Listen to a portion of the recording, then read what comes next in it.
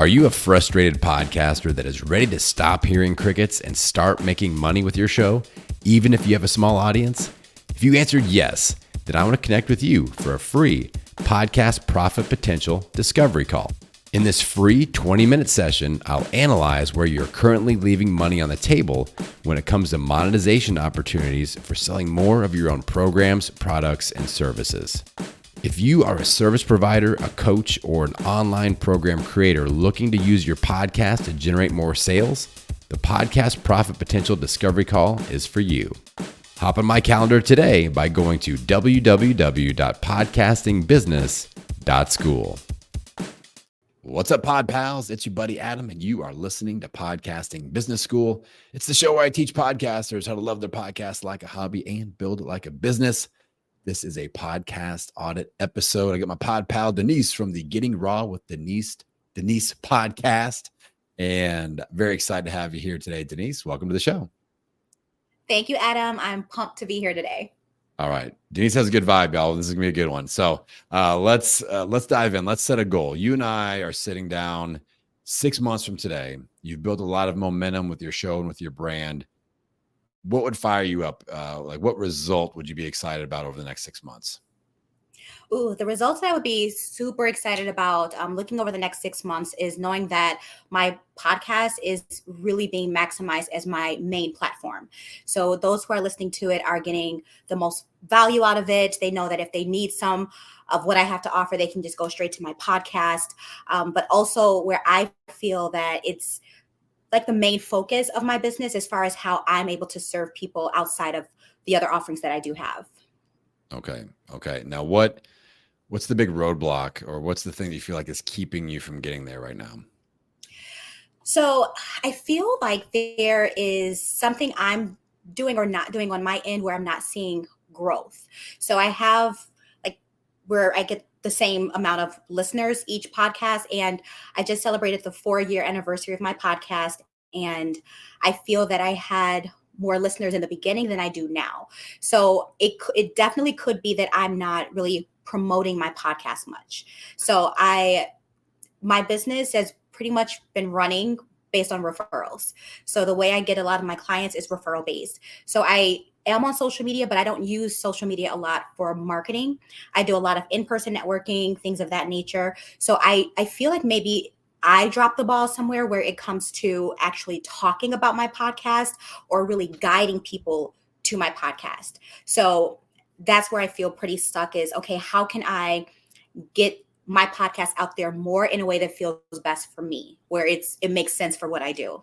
Okay. And I'm assuming you are a service provider that wouldn't mind having listeners become clients down the road. Is Correct. That true? Okay.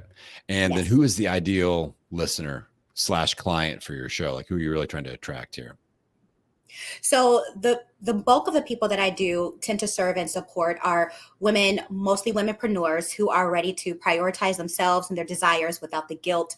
So these people are focused on inner healing. They're focused on bringing their dreams to life and getting rid of that guilt of feeling that they can or cannot put themselves first. So I work a lot with women, not exclusively with womenpreneurs, but majority of my clients are female business owners. Okay.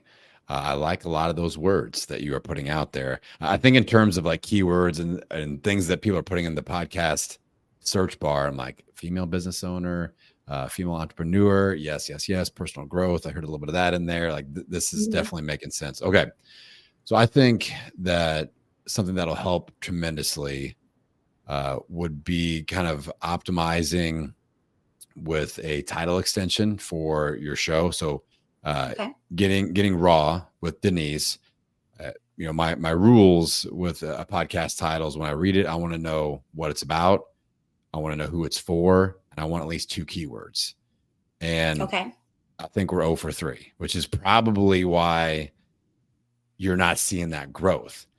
Like, I really don't know who it's for. I know that it's with Denise, which is you. So it's not for women named Denise. That's for sure. But like and then people may not, it's like, R.A.W, the acronym, they may not know what that is all about. So I think a title extension, like, so Getting R.A.W with Denise, And then we go, okay, strategies for, or like personal growth strategies for female business owners or female entrepreneurs. All of a sudden, adding that line to the title, Mm. we've got personal growth, huge search term. And maybe if that doesn't fit, we can use something else. Mhm. But that was the vibe that I was getting with Yes. your description of your ideal listener. So personal growth strategies, personal growth, great search term. Strategies for female business owners, female entrepreneurs, and business owners, like keyword, keyword, keyword. Those are all highly searched terms to where now somebody searches female business owner or female entrepreneur in Apple in that search bar. Now you're going to be playing in that mix. Like before, you won't at all. Like that's Hmm. because people aren't, you have to look at the words that are in the title of your show and go, is anybody searching any of these words specifically in Apple? And if the answer Okay. is no, we got to fix it, because this is our number one organic discoverability tool is the name of the show. So I have podcasting and business in the name of my show. So people are searching both of those terms. And that's why, if you put podcasting tips anywhere, I'm number one, because of the name of my show and how I use the phrase podcasting tips over and over and over again in my brand. So is this starting to make sense? 100%. That it's kind of like having one of those dumb moments, but sometimes you need to hear it, and you need Yeah. for someone else to say it where it's like, okay, yeah, that makes total sense. So thank you. Yes. Yeah. And I mean, I get it from your standpoint. Getting raw with the acronym R.A.W. with Denise, it 100% makes sense to you for your business and what you provide. But me looking from the podcast discoverability perspective, I'm like, this is Mhm. obvious to me. This is why the right people aren't finding your show, because of just the searchability. It's not like it's a bad title. It's just, Mhm. it's not optimal for the right people finding your show. So, Okay. yeah. So I think adding a title extension in there, if it was me, I would do something along the lines of personal growth strategies for female business owners and entrepreneurs. Like that's a lot of words, but it doesn't matter. I mean, I've got a Okay. huge title extension for my show. Like my show is called Podcasting Business School. And that's all I ever introduce it as. I've got a whole string of words that's listed on Apple that's all just search terms, and it helps me.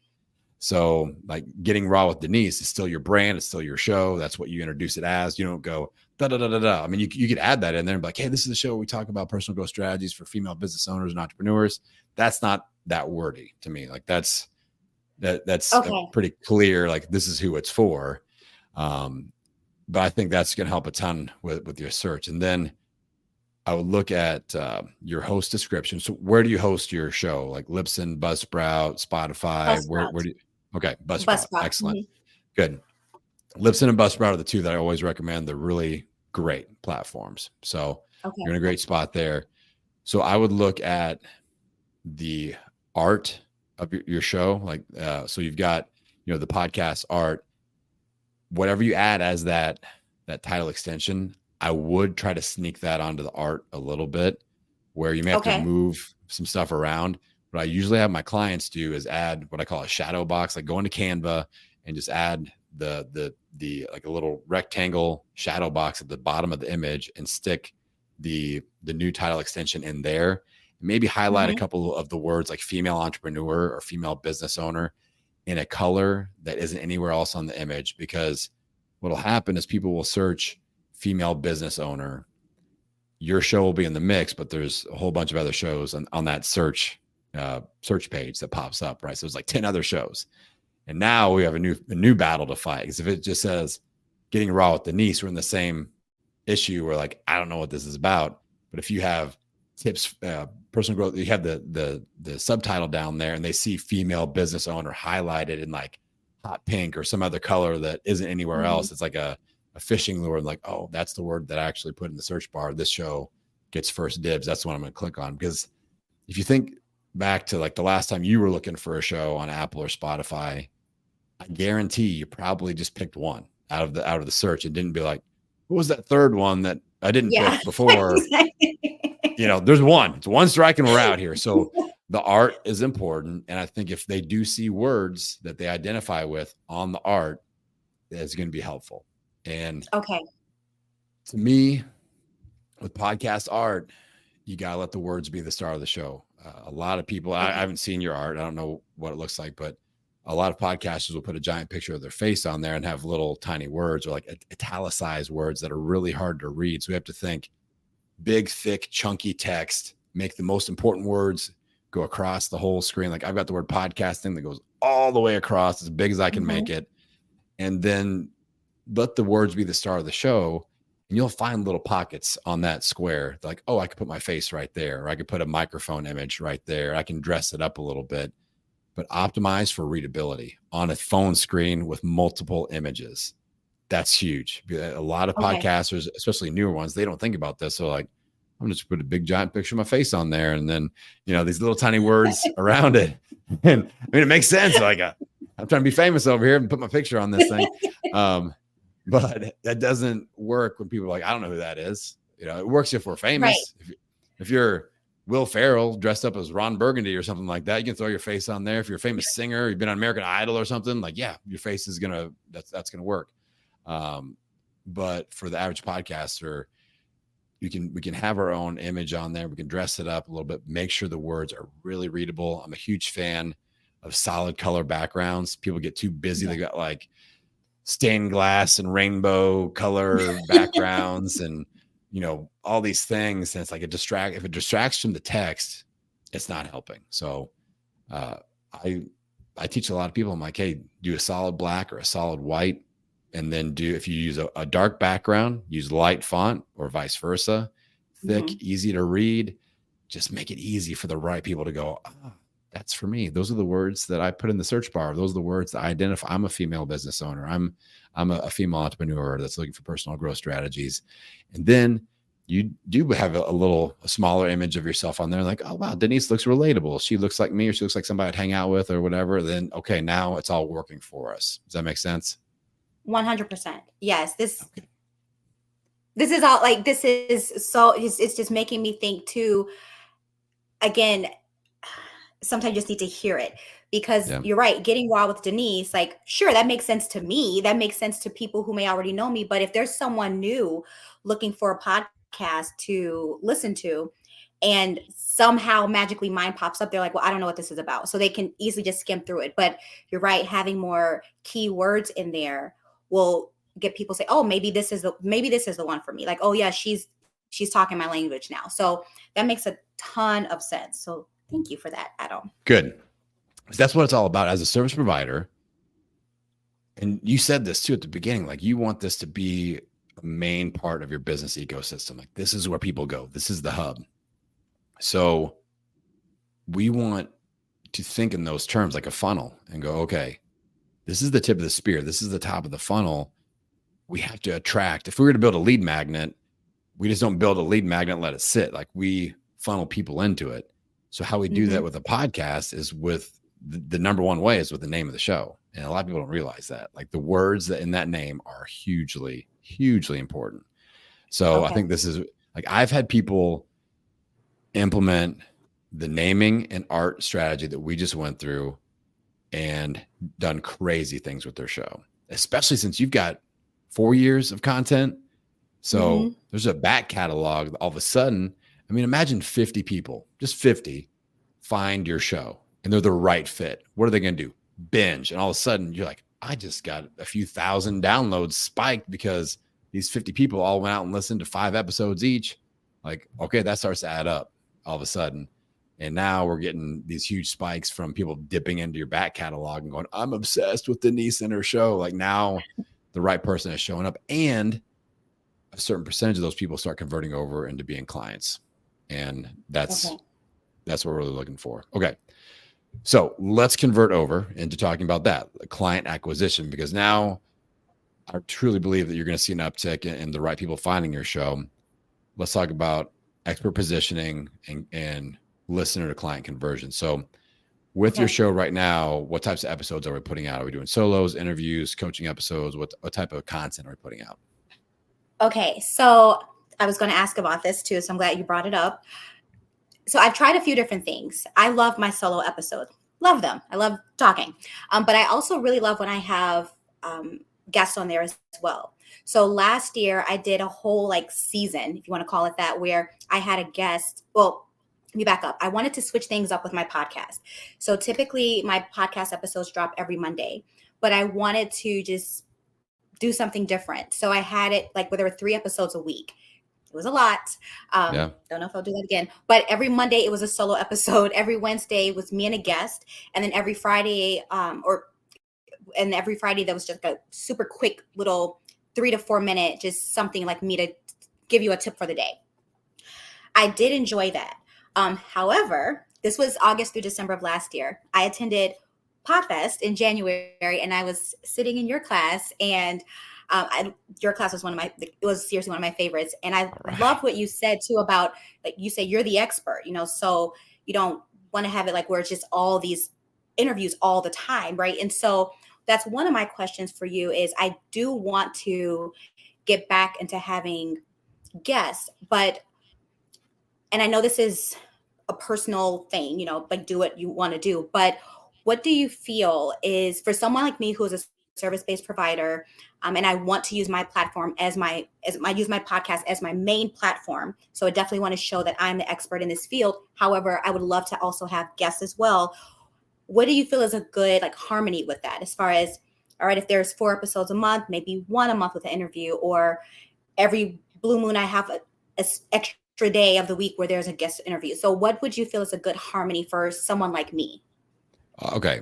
Great question. I think this is where my 2/3 content rule comes in. I'm like, if 2/3 of your episodes, you are positioned as the expert, I feel good about that. So okay, if you have a rotation of week 1, solo episode, week 2, guest, week 3, quick tip, solo episode, or whatever.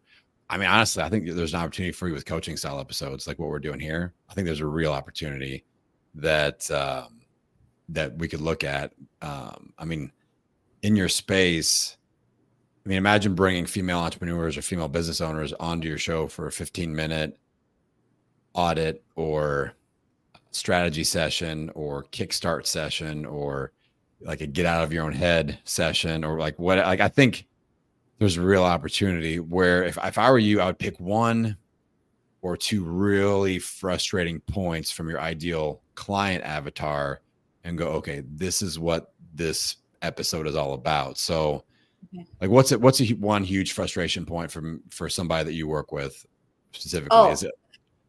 One of the biggest things is women who are very successful in their career, but they feel like a fraud. Like it's really hard for them to feel like the expert, even though their business reflects that they're doing very well. So I hear a lot of imposter syndrome. I feel like a fraud. Like I'm waiting for the other shoe to drop. Like things are going too well. So I hear that a lot. Okay. So imagine if you lean into that pain point and spotlight it and be like, we have to get raw with this and real and stop hiding from it, put a spotlight on it and start working on it. So you have an imposter syndrome strategy session, an imposter syndrome, blah, blah, blah. Like, I don't know if the word audit works in that sense. It may, but like you're going to invite somebody on, they come on and it's first name basis only. You're not going to like put the video out and tag them on YouTube or anything like that. It's like, because they are going to be willing to kind of share some things and you're going to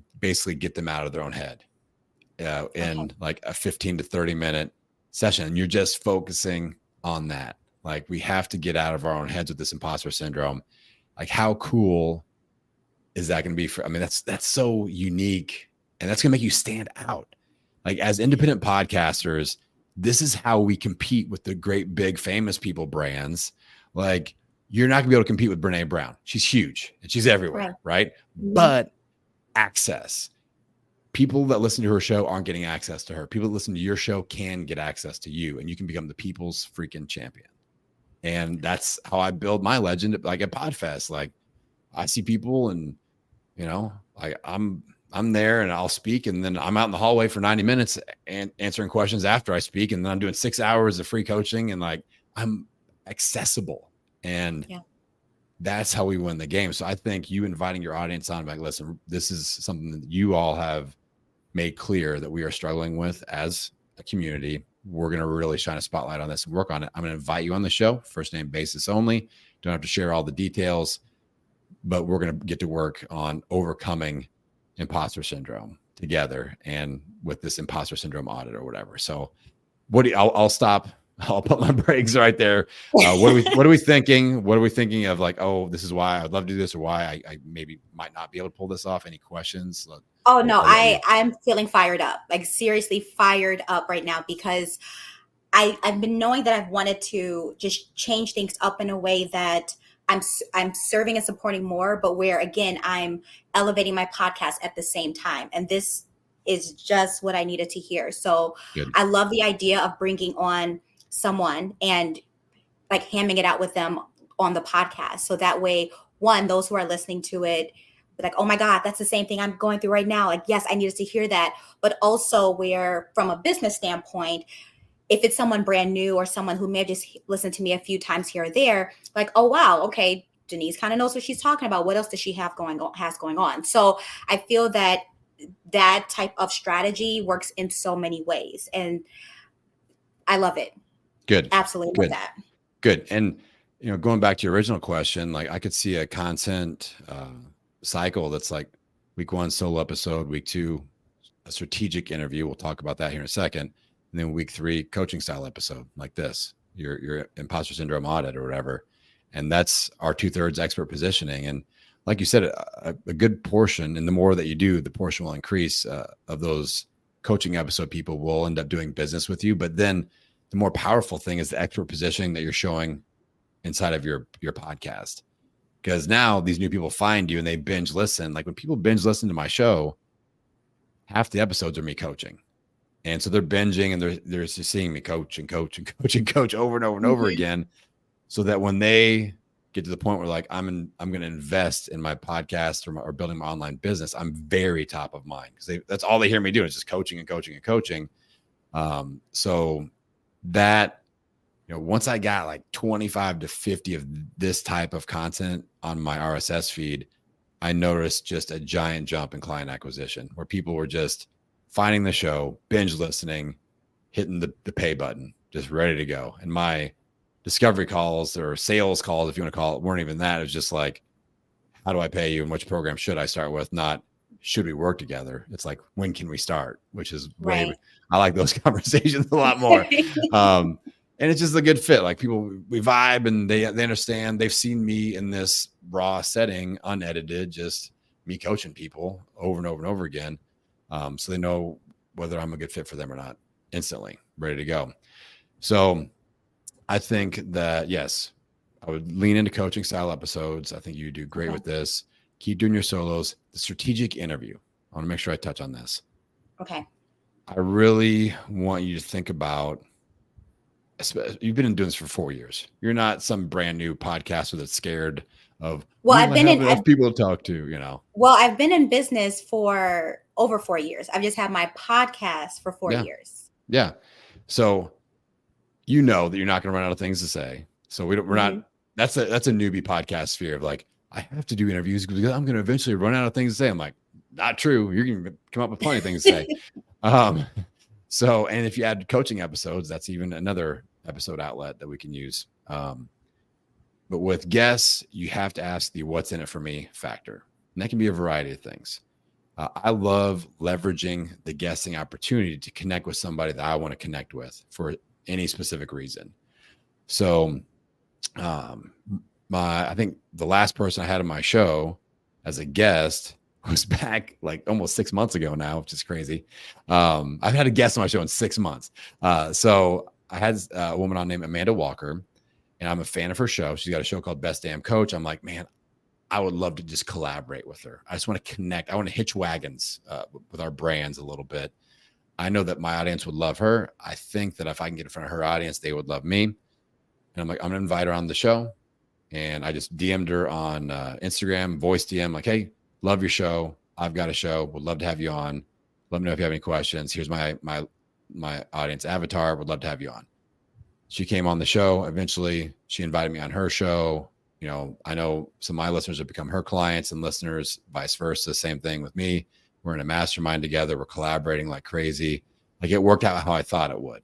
And it all started with me just inviting her onto my platform as that's my easiest way to make friends and connect my brand to other brands versus me pitching. I could have pitched to be on her show, and it's a totally different scenario because we get a lot of those in our email inboxes and in our DMs. Like, I'd be the perfect guest for you. So instead of going the selfish route, I go the long play, add value first route and just show value. And she's like, you have to come on my show and talk about podcasting. I've never really done a deep dive. And then when I'm on her show, she goes, we need to record a second episode real quick. Is that okay with you? I'm like, yes, please. And then she's like, and you need to join my mastermind. I'm like, yes, please. I told him, like, anything you say, I'm an automatic yes, because I want to be connected to you and your brand. So that's what I want to look for opportunities for you. Like, what shows do you want to kind of hitch your brand wagon to? Let's invite them on strategically, make friends, or maybe it's somebody that you want to be an affiliate of, or they should be an affiliate of you, or you're going to do a virtual event and you want this person to come and speak. So you got to just get your foot in the door. Like, what's in it for you? There's got to be that there, or I wouldn't do an interview. And you're at a place where you can be like that. And I don't think it's selfish at all. It's podcasters say yes to too many interview opportunities that don't make sense for their brand. You know, it's not a hell yes. It's a meh, you know, it's like, it's content. And then what? Yeah. And then it's like, why waste my time and energy if it's just meh? Exactly. Yeah. So, I mean, I think, and another thing is you could be interviewing potential clients that maybe you see just an awesome female entrepreneur doing something out there, and you are like, or maybe they have a company that could feed you clients. That's probably more likely. Like, they're in a niche where, like, their client, they have a different service, but their client is also your client. Let's have them on and let's talk about collaboration opportunities, because maybe you get to come in and do a mastermind session with their membership or their client or whatever. And all of a sudden you set them up with an affiliate for your program, and everybody's making money and everybody's happy. Like, those are great opportunities. I do a ton of that. I speak at so many masterminds and things where people, I'm like, let's just make friends. I know, I do a little research. I'm like, yeah, this membership they've got, I would love to speak to those people. And then I go, hey, you know, I noticed you have a membership. It's after the interview. Like, if you ever need speakers, I'll do it for free. I've got a great affiliate program. If you ever want to talk about it, just let me know. And I just shut up. And that seed has been planted. And then down the road, you know, we stay connected and things usually work out. So, yeah. So content wise, keep doing solo episodes. Definitely start doing some coaching style episodes. That's going to work. And then strategic, what's in it for me based interviews. Make sense? Okay. Makes a ton of sense. Okay. 3 quick questions. Yes. 1, because I love, even looking at the interviews in a different way too. Like, okay, just being more strategic with who I'm bringing on my show. So when it's someone that you don't have a relationship with, but you're like, hey, I really like their vibe, I like what they offer, whatever the case may be. If I'm reaching out to them to ask them to be a guest on my show, can I, how simple or extensive does this message need to be? Do I need to say, like, this is what I do, or this is where you can find, like, is it just super simple? Like, hey, this is my podcast. This is what it's about. This is what I like about you. Would you like to be on? Or do I need to give a whole dissertation? No, I think the more personalized and just informal, the better. I like to voice DM people on Instagram. Me too. And I just am like, I love your show. Here's why. Would love to have you on my show. Here's why. And here's the audience I'd be putting you in front of. And I think that's the key thing is like with my show, I'm like, if you want to get in front of online business owners and podcasters, that's who my audience is. So, you know, service providers, coaches, consultants, like those are my people. Then people that want to get in front of those people are pretty excited about it. And, you know, and the fact that you've been doing the show for 4 years, there's a lot of credibility with that. But yeah, keep it super simple, informal, let them know who they're talking to. I think you'll be good to go. Okay.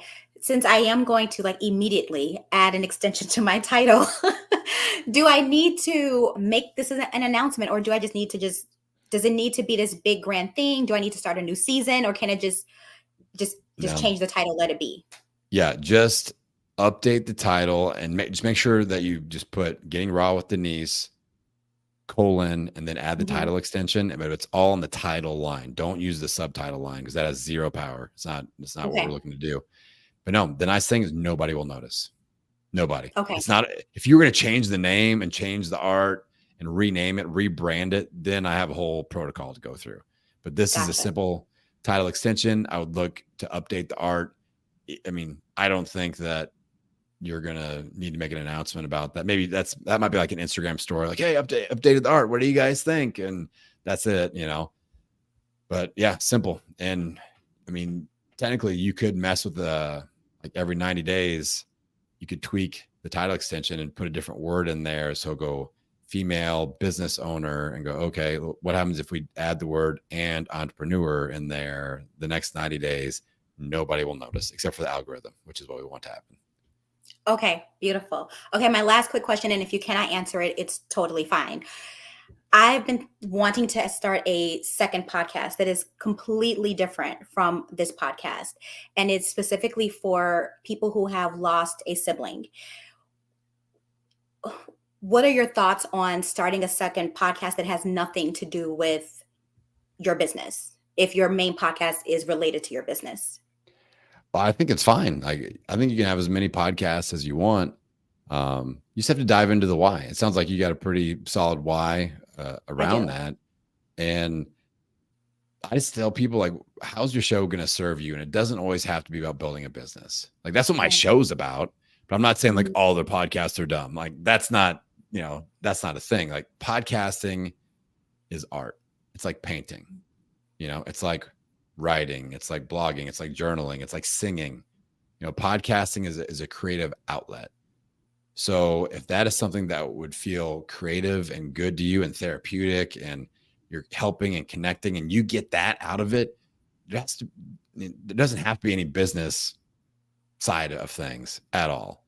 And it's something that, if it's special to you and that why is there and you're getting that reward back from it, I say go for it. Like, I don't see any problem with that at all. I'm not hating on that one bit at all. As long as you're happy doing it and you feel fulfilled and nourished by it, 100% go for it.